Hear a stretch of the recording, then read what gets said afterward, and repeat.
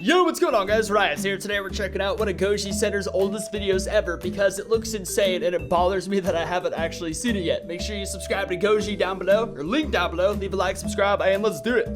Godzilla vs. Muto Prime Titan Explained. I have these comics, but it's still so nice to hear it from Goji Center's perspective. They're such professionals. Even though this video is so old, they're gonna sound super different.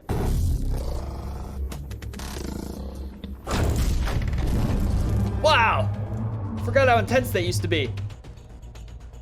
Disclaimer, the information reviewed in this video is based on statements made on Twitter by the corresponding authors. We do not hold- it bothers me that we do not hold anyone accountable for the statements made and acknowledge that these authors do not speak in behalf of Legendary Pictures unless specifically and officially stated. The video is for educational purposes or entertainment purposes and only should be regarded as official, or should not be. Yeah, that's... See, once again, I'm gonna ignore all this. Everything they say is official. They're the professionals. I trust them more than the producers. Welcome back to another Goji Center video. Today we will be revealing exclusive and recently released information about perhaps one of the most powerful titans in the history of the Monsterverse. Don't forget to leave us a like, subscribe, and ring that notification bell for more fun videos about your favorite kaiju. This is exciting. The Muto species have been some of the most popular titans in the Monsterverse since their first appearance in 2014. Real talk, I hate to pause it so early. Muto easily goes in my top 3. The more you learn about them, the more amazing they are. They're the freaking Godzilla killers because they mass populate like bugs. This word, Muto, is actually an acronym which stands for Massive Unidentified Terrestrial Organism. Orgasm. We have seen 4 variations of this specimen: the male, the female, the queen, and the prime. Woo! There is one, however, that stands head and shoulders above the rest. Her name, Titanus Jinshin Mushi, or also known as Muto Prime, which made its appearance in the graphic novel Godzilla Awakening. Mushi? Recently, some brand new information about this titan has been revealed by the author of this comic regarding its history and abilities. There are 5 new facts about Titanus Jinshin Mushi that are not mentioned in the graphic novel. I feel like a savage. I've just been calling it Muto Prime. I must have missed, like, I've not been calling it Jinshin. I'm probably gonna continue to call it Muto Prime as I don't feel literate enough to pronounce it. It sounds like sushi. Number 1. Heavier than Godzilla. Like a It fat has been revealed that Titanus Jinshin Mushi is in fact much heavier than Godzilla. Arvid Nelson suggested that while creating the Jinshin Mushi, the writers imagined this Mega Muto to be approximately 50% heavier than Godzilla himself. Damn, dude! Given that the events of That's Godzilla crazy! Aftershock occurred shortly after the events of 2014, we can closely calculate the weight of the Muto Prime. The 2014 incarnation of Godzilla is known to be about 90,000 tons. By doing the math and knowing that Muto Prime was 50% heavier, we can estimate that Titanus Jinshin Mushi was approximately anywhere between 135,000 and 145,000 tons in weight. See, that's crazy. And you know what's extra freaking crazy? Pacific Rim kaiju scaling is so goddamn bananas. Like, look at Slattern's body. Slattern is freaking 600 feet tall. That's insane. Dude weighs 6,750 tons. Like, how does he weigh such he weighs as much as Godzilla's nutsack, dude. 6,000 tons versus 150,000 tons. Like, it's crazy. And Slattern's freaking huge, too. Like, this dude would flatten him, though. Like it'd be... Where does this weight like a come ketchup from? packet. The author also suggested that most of her weight came from her massive front limbs, which she could use to devastating effect. We will discuss these powerful weapons shortly. Ah, I love Muto noises so much. Number 2, similar to a bear. Damn! Arvid Nelson suggested on Twitter that Titanus Jinshin Mushi was, like other titans, in hibernation previous to its awakening. The disadvantage of this Muto at the moment was that it was not at full strength and needed to recharge, given that it was running on its leftover internal energy. We see this sort of paradigm in modern-day bears which hibernate for a long period of time. Once awakened, they immediately search for food to replenish their energy. Is that eggs pouring out of it? Case, however, the Muto encounter an already powerful Godzilla and seek to immediately find radiation sources that would enable it to regain its strength and more effectively fight Godzilla at a later date. This explains why Titanus Jinshin Mushi was seen attacking nuclear-rich locations and vessels in Godzilla Aftershock. Nearing the final chapter of the graphic novel, we see that Jinshin Mushi slowly starts to become more powerful thanks to the innumerable amounts of concentrated nuclear radiation found on Earth's surface. Thing's face, dude. Number Good lord. 3, custom made to fight Godzilla. Muto Prime was imagined by writers and directors of Godzilla Aftershock as a mega titan custom built and equipped to fight and defeat Godzilla species.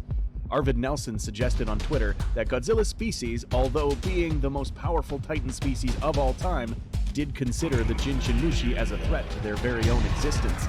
And did it even, like, correct me if I'm wrong, but did it even have to just be Muto Prime? I'm pretty sure even, like, a queen, because couldn't the queen just necessarily inject? Like, I wonder how long the injection process took, or if it's, like, kind of like I would assume it's after, like, what are those wasps called? Those ones that impregnate stuff? Either way, though, I always thought, like, if the queen could just, like, walk up and just inject Godzilla with some babies and then walk away, but perhaps, I don't know. I don't know how that works. Maybe it takes a while to transfer the eggs.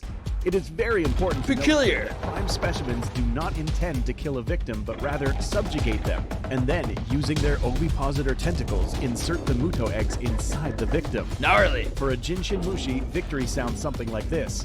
I implanted my eggs, and I got away. Although Jinshin Sounds like Mushi my dad. Arvid suggested that Jinshin Mushi would have preferred a Godzilla specimen, since they were bigger and more radioactive than other Titans.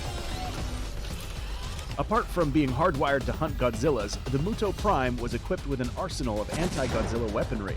Its front limbs were used to emit a concussive blast that could not only send an opponent flying, but could instigate earthquakes. These noises combined with the moving screen while the comic goes by is infinitely more entertaining than just reading a comic. I feel like that was beautiful the way that just worked together like that.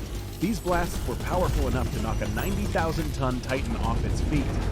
The most unique weapon. Knock a 90,000-ton Titan off its feet. So Slanturn would get freaking slapped out of the goddamn atmosphere like a baseball. Ever to be used against a Godzilla specimen was the Muto Prime's sonic roar. Arvid mentioned that this roar was powerful enough to shatter human bones and destroy organs. Oh my only god! Strong enough to disorient Titans. Oh my god, that's crazy, If dude! this roar what the fuck? Titans, how did it shatter Godzilla's dorsal plates? The answer is given to us again by Arvid, who mentioned that this sonic roar was specifically tuned to shatter a Godzilla dorsal plate. Oh my This god! can be explained by a phenomenon known as harmonic resonance, which explains that different materials shatter at specific frequencies. Jinshin Mushi's sonic roar was specifically tuned to the exact frequency required to shatter Godzilla's plates. Oh my Being god! a perfect anti-Godzilla machine created by evolution, it is not so far-fetched to state that Jinshin Mushi was perhaps the largest threat to Godzilla's own existence. Dude, Muto's getting so much more badass every second of this video. I can't believe that right there. Damn, get wrecked, you goddamn nerd! Number 4. More Jinshin Mushi specimens. I'm so just called Godzilla nerd. It's get wrecked, you nerd, to Godzilla. I forgot we love Godzilla. It's gonna sound straight. I love Godzilla too, you understand? But Muto is like, I don't know. I've always been so torn. So it's been like Rodan is my favorite, Muto and Godzilla tied for second, and then Skullcrawler in third place. So I'm all over the place. And then Kong in fourth. More than one Jinshin Mushi mentioned in Godzilla Aftershock. No. Skullcrawler's fourth, Kong in third. I don't even want to think about this anymore. Another piece of information provided by the author suggests that the Muto Prime that defeated Dagon was probably another Jinshin that died shortly after it implanted its eggs inside Dagon. Gangster. If true, the Jinshin Mushi that faced Godzilla would have been the most powerful Muto that ever existed. Number 5. Capable of manipulating tectonic plates. What? Titanus Jinshin Mushi could have understood Earth's geology in such a way that it knew exactly how and when to manipulate tectonic plates. How do you manipulate something as large as a tectonic plate? As mentioned earlier, Titanus Jinshin Mushi could emit a concussive blast from its massive forelimbs. This blast could also chip off weak formations along a nearby fault line, causing earthquakes. She has an understanding of the location of these fault lines due to She's a goddamn supervillain. This guy, are you kidding me? What is this? This is crazy in depth right here. ability to rapidly excavate her way underground.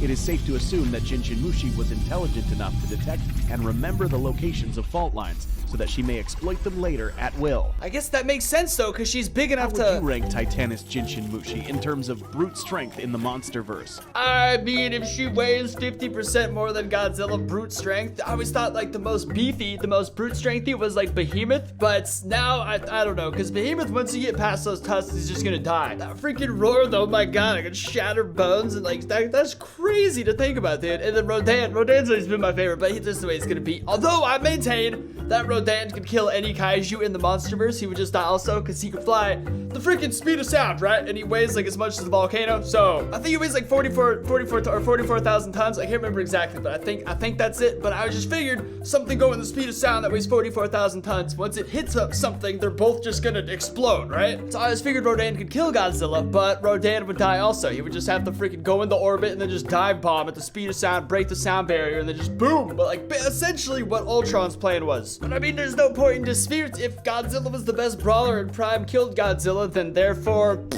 Muto Prime takes the cake as best brawler, I'm assuming. I wonder if Monster Zero could even pick up Prime and drop him the way he did Godzilla. Because like if you see, he was already kind of struggling to lift his ass, and he's 50% heavier. I don't know. This is crazy as hell. I love these videos.